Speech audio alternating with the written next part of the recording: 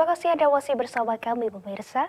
Forum Komunikasi Kiai Pesantren Demak atau FK2PD Jawa Tengah resmi mendeklarasikan Forum Pesantren Ramah Anak.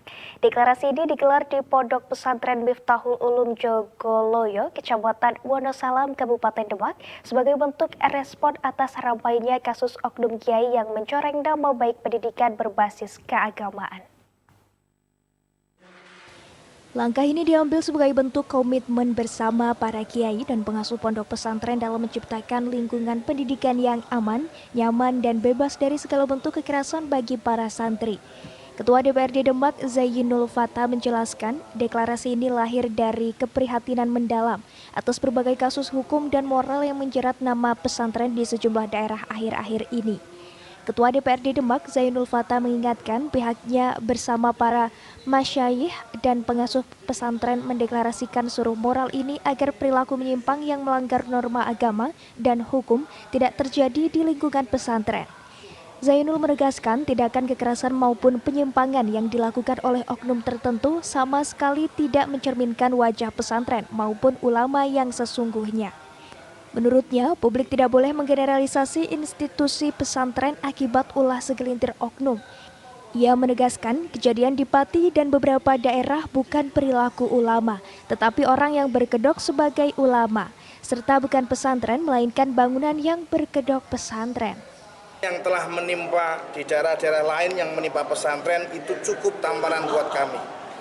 Atas nama keprihatinan yang sangat mendalam, sehingga kami siang ini kumpul bersama para masyayikh NU dan sekaligus seluruh para pengasuh Mahat, sekaligus kami hadirkan Kiai Saiful Maksum yang menjadi Ketua Forum Pemberdayaan dan Transformasi Pesantren Nasional, agar kita bersama-sama Kabupaten Demak memulai mikot kita mulai dari Demak, mudah-mudahan bisa tersebar di seluruh kabupaten dan seluruh dunia, agar deklarasi ini kita laksanakan secara bersama-sama. Stop soal kekirsuan, stop soal. Sementara itu, Ketua PCNU Demak, Muhammad Aminuddin, mengakui derasnya pemberitaan negatif di media sosial belakangan ini memberikan dampak nyata yang cukup memukul psikologis dan operasional lembaga pendidikan berbasis santri. Ia mengungkapkan salah satu dampak konkretnya adalah penurunan jumlah pendaftar baru di beberapa pondok pesantren secara drastis.